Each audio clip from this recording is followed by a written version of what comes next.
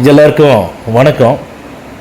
இந்த பதிவில் எதை பற்றி பார்க்க போகிறோம் அப்படிங்கிறதுக்கு முன்னாடி, நாளைக்கு தமிழ்நாட்டுடைய முதலமைச்சராக பதவி ஏற்கக்கூடிய தமிழக வெற்றி கழகத்துடைய தலைவர் தளபதி விஜய் அவர்களுக்கு எங்களுடைய ஹார்ட் பீட் யூடியூப் சேனல் சார்பாக வாழ்த்துக்களை தெரிவிச்சுக்கிறோம்.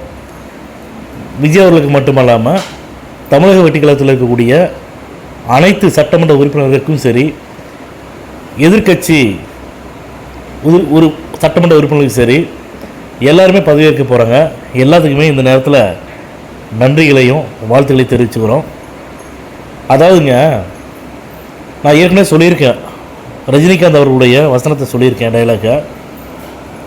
ஆண்டவன் சோதிப்பான், அதாவது நல்லவங்களை ஆண்டவன் சோதிப்பான், ஆனால் கைவிட மாட்டான். கெட்டவங்களுக்கு நிறையா கொடுப்பான், கைவிட்டுருவான் அப்படின்னு சொல்லுவாங்க. பாஷா படத்துலேயே இந்த வசனத்தை ரஜினிகாந்த் அவங்க பேசியிருப்பாங்க. இப்போ இந்த சூழ்நிலைக்கு அந்த வசனம் முக்கியமாக பொருந்துங்கிறத நான் சொல்லிக்கிறேன். விஜய் அவர்களுக்கு என்ன தான் சோதனைகள் வந்தாலும், என்ன தான் கஷ்டங்களை கொடுத்தாலும், கடைசியில் கடவுள்னு ஒருத்தர் இருக்கார், கடவுள் நம்பிக்கைன்னு ஒன்று இருக்குது. அந்த கடவுள் நம்பிக்கை விஜய் அவர்களை முதலமைச்சராக தேர்ந்தெடுத்து பாருங்களேன். விஜய் அவர்களை கைவிடலை பாருங்களேன். கடவுளை நம்ம கண்ணார பார்த்ததில்லை. ஆனால் விஜய் அவர்களை பொறுத்த வரைக்கும் தமிழக மக்கள் தான் விஜய் அவர்கள் நம்பி ஓட்டு போட்டாங்களே, அந்த மக்கள் எல்லாருமே விஜய்க்கு கடவுள் மாதிரி தான்.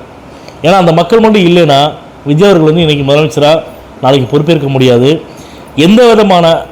அனைத்து விதமான கடினமான சூழ்நிலையில் கூட பார்த்திங்கன்னா விஜய் அவர்களுக்கு பொதுமக்கள் எல்லா நேரமும் ஆதரவு கொடுத்துட்டு தான் இருந்தாங்க.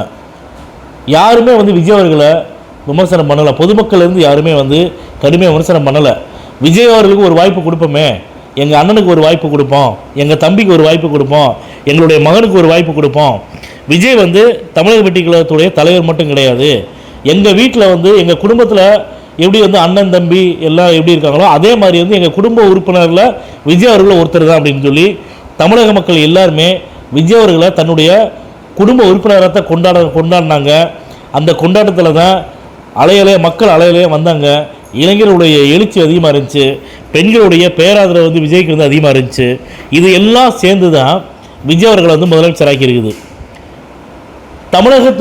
தமிழக மக்கள் எல்லோரும் சேர்ந்து முதலமைச்சராக்குறாங்க. விஜய் அவர்களை முதலமைச்சராக்குனது மக்களுக்கு நல்லது செய்வாங்க அப்படின்னு தான். மக்களுடைய நம்பிக்கை எப்பவுமே வீண் போகாது.